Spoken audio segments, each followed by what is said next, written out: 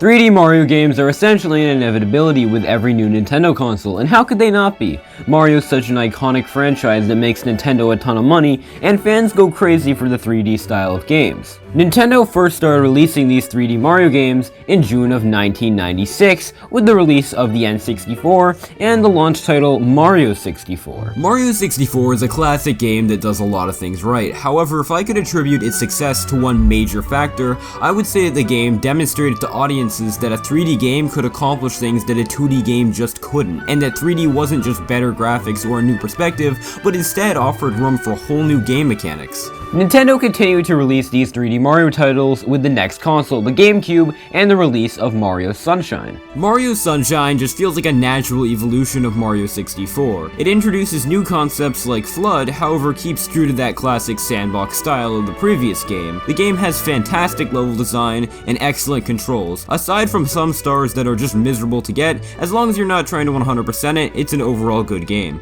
Then, with their next console, the Wii, Nintendo decided to change things up a bit, instead foregoing the previous more exploration sandbox style Mario games for a more linear 3D experience, with their games Mario Galaxy 1 and 2. Galaxy 1 and 2 are two phenomenal games, and I have a lot that I like about them. The motion controls in both games work surprisingly well, the levels are all really well made, the orchestral soundtrack is fantastic, and the visuals are really interesting with unique style and aesthetic to them. However, my biggest problem with these games is that they depart from the more open sandbox style of game that I prefer, and instead go for a more linear level design, which just isn't my thing. It's not exactly bad, and I don't hate it or anything, but if I could choose between an Odyssey 2 or a Galaxy 3, I would pick Odyssey any day of the week. However, despite my problems I have with these games, they're still great games and definitely made fans happy in the long run. However, what Nintendo did next most definitely did not make fans happy with the release of 3D Land and 3D World for the Nintendo Wii U and 3DS respectively. Now, 3D Land is actually a pretty good game. It has fun level design, good controls, and feels right at home on the 3DS. 3D World, on the other hand, while not a bad game, is pretty disappointing. You see,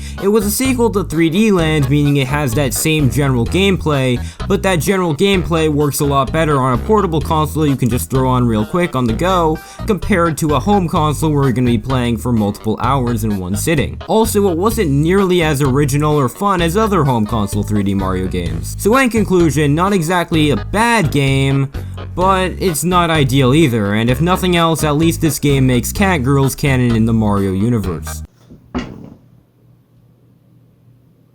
Now, one more thing I'd like to talk about in this section of the video is how these games contribute to a much bigger problem with the Wii U. This console just had no good games from Nintendo, and there were basically no good games from third parties either. By the end of the console's lifespan, I can only think of about 3 games that people were still playing. However, there was still hope for Nintendo, as there were a lot of rumors at the time of this Nintendo NX, which was apparently a console that was both a portable and you could play it on the TV, and it featured games like a brand new genre-defining Zelda title, a sandbox 3D Mario, and ports of old Wii U games, and it all sounded too good to be true for a lot of Nintendo fans, including myself. At the time, these rumors seemed pretty fake, and there were a lot of really bad Photoshop mock-ups, and the whole thing didn't seem right. We had a very loose idea of what the console would be like. A pretty common theme with leaks was that it would be both portable and on a TV, which turned out to be true. However, a lot of designs and concepts at the time were pretty inaccurate. Then, in October of 2016,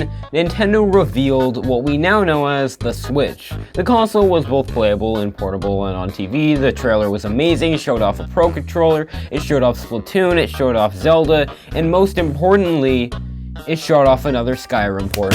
Then, in the following year of 2017, Nintendo released their Switch in March, and then later that year, they released an incredible game, Mario Odyssey. Let's start by talking about the controls. Mario can do all the typical stuff like the triple jump that you get from doing 3 continuous jumps in a row, or the long jump which you get from crouching while jumping forward. However, there's also some new stuff here too, like the ground pound jump that you get from ground pounding and jumping right after for a little more height, or the roll which allows you to roll forward by crouching and hitting Y. The roll is especially useful for exploring the different terrain of each individual world. However, by far the most important addition to Mario's kit here is the abilities he now has with his hat. You see, throughout this game, you're accompanied by a hat named Cappy. Cappy can be thrown in the air and hit blocks and collect coins for you, and by throwing him, you get a little extra time in the air, kinda like the spin jump in Galaxy. In addition to that, if you hit an enemy with Cappy, you can then possess that enemy.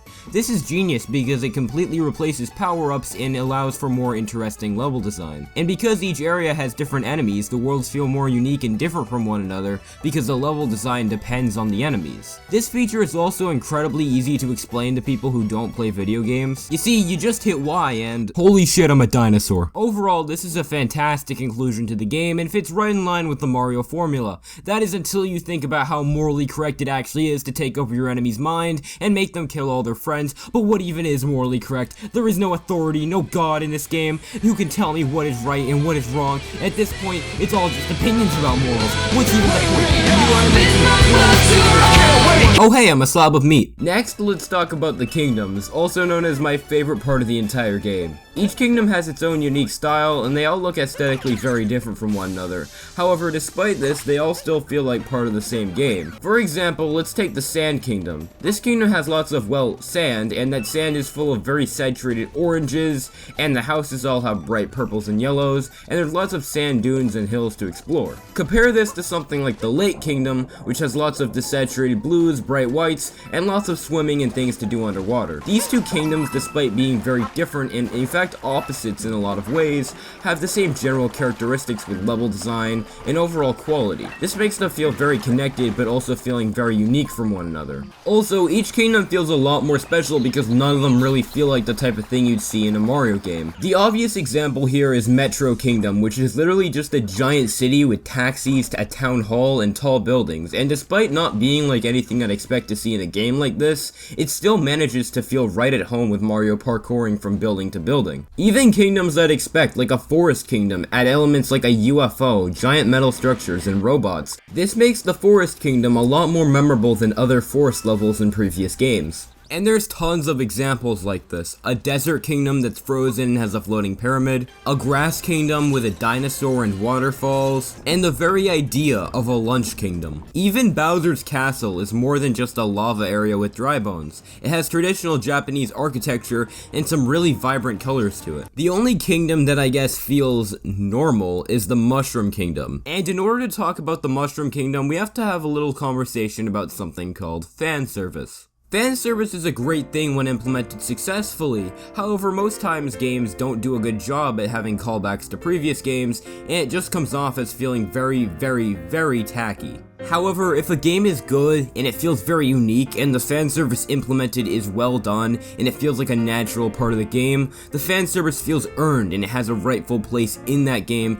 and is honoring to whatever it's referencing. And this game's callbacks to Mario 64 fit right in with the latter category. Going back and looking at the castle, and the graveyard, and finding Yoshi on the roof, it brings me back to emulating the game on my first phone, and playing the port to the DS. It's just so good. And on top of the nostalgia factor, this is also a good addition to the game, with lots of new stars to get, unlockables to unlock, and a lot of portraits you can go through to go do old boss fights. And on top of all that, you can even go to the courtyard, and if you spin your hat on top of the star in the middle, you unlock another new star. What were you expecting? Also, if you go to the downstairs of the castle, a giant Wario head will start chasing you. Okay, so each world follows a pretty basic formula. You gotta find X amount of moons. In order to do that, you have to fight one boss, and if you want, you can go back and fight a second one. A lot of people's biggest problem with this game is how the moons are handled. The main criticism I've heard is that because this game breaks tradition, and instead of having 120 moons like other games, it has 999, which makes some moons really easy to get, and brings the overall value of each moon down because of how common they are. Why would I do some really difficult parkour to get a moon when I can just go to the store and get one for 100 coins, which is substantially easier? I get this argument and it makes a lot of sense. However, I have to disagree. For me, the part of getting the moon that matters is the journey to it.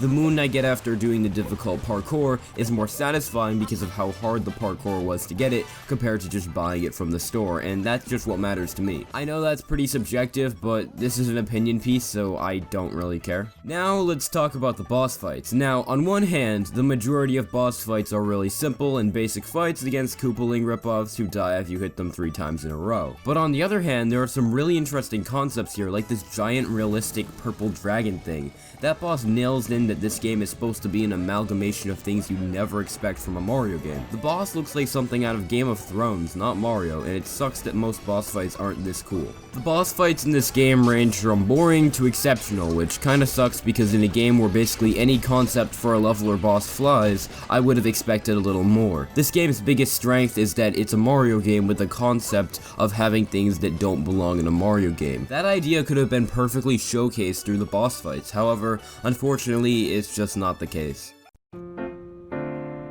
This game's ending is pretty good. Basically, Bowser goes to the moon to marry the e-girl, what a king, when the jealous incel Mario comes and beats him up and then takes over his consciousness and then escapes. Then, the e-girl tells them both to fuck off. Nothing really crazy at all, basically the standard Mario formula, but I don't think anybody's playing a Mario game for the crazy in-depth story. Mario games should always put more effort into the gameplay than the story because people are coming there for the gameplay, and not really for the story at all. And as for the gameplay for this final level of the game, I'd say it's done pretty well. It's that classic lava level that every Mario game has, however, now it's set on the moon, which is just pretty cool. I don't know, the moon really doesn't affect the gameplay that much, aside from the fact that you jump a little bit higher because the gravity is all wonky. Also, this is the only time in the entire game I had trouble beating a level. This game is remarkably simple, which is kind of unnecessary, because there's already an easy mode setting if you want to make the game easier on yourself. It has its tough parts, but overall could be much more difficult without being the Dark Souls of gaming. I hate that comparison so much. This game decides to replace 1-ups with coins, which could be cool if dying was a thing that happened very often, but, you know, it doesn't. Because then the game wouldn't be more easy or more difficult. It would have been the same skill level, just in a different way. You see, if they made the stages more difficult, but made it so you didn't get a game over as often, that would make it more difficult, but also easier at the same time, and balance things out. Okay, now real quick, let's just blaze through a bunch of stuff I didn't talk about yet. First, let's talk about the audio. The audio here it's fine. There's nothing too special. Each level, the audio does a pretty good job of setting the mood, and the soundtrack has a pretty upbeat orchestral sound to it that's pretty consistent throughout the entire game. Nothing too special, nothing too crazy, but you know, it does its job. Also, let's talk about the graphics. This game runs at a smooth 60 FPS, but only 900p, which really is not the end of the world. Actually, it looks fine most of the time when you're standing still. However, when you start to move, it's like, yeah, that's definitely not 1080p. And I understand the Switch has hardware limitations most other consoles just don't have, but at the very least they should have given it an option so you can go down to 30 FPS but at 1080p if you wanted. Also, there have been a lot of rumors that there's going to be a 4K version of the Nintendo Switch coming out, and if that does happen, I would love to see this game in 4K. However, as it stands right now, it's a little worse than average. Now with that said, the graphics do still look pretty good. All the textures and the models look much better than old games, and they have this nice wear and realism to them that you just don't find in most other Mario games. Honestly, the textures and the models are the saving grace of this game's graphics, and if this game was done in an older engine with the same specs, I think it would be much worse looking. Also, if we want to look at it through the perspective of this being a handheld game, it's very impressive and looks beautiful. It's in 720p and 30 FPS, and the Switch has a great screen so all the colors will pop, it'll look very good, and overall, it's very good in handheld mode. So in conclusion, this is a fantastic game. The game has a few minor issues, and it could be a bit more difficult, and it definitely could be a bit more creative in places, but overall, I must say this is a great game. I'd recommend this game to people who already own a Switch or are considering getting a Switch. This is definitely one of those games I would get a console for, or people who enjoyed other 3D Mario games or other 3D platformers in general, but if you're not really into any of that type of stuff, you probably won't enjoy it as much. This is one of those games you could probably play through in about 7 hours, so it's not really short, but it's not exactly a long game by any means either. Also, this game has a ton of extra content once you beat it that I didn't even get close to getting to, because there's so many moons you have to get. So if you like 100%ing games, this is definitely something I'd recommend. I don't know, I had my fun with the game, and if it seems like the type of thing you'd be into, I recommend checking it out. I'm not going to do a number rating because those are stupid, and yeah, that's basically everything I have to say. Have a good night everyone, and enjoy your weekend.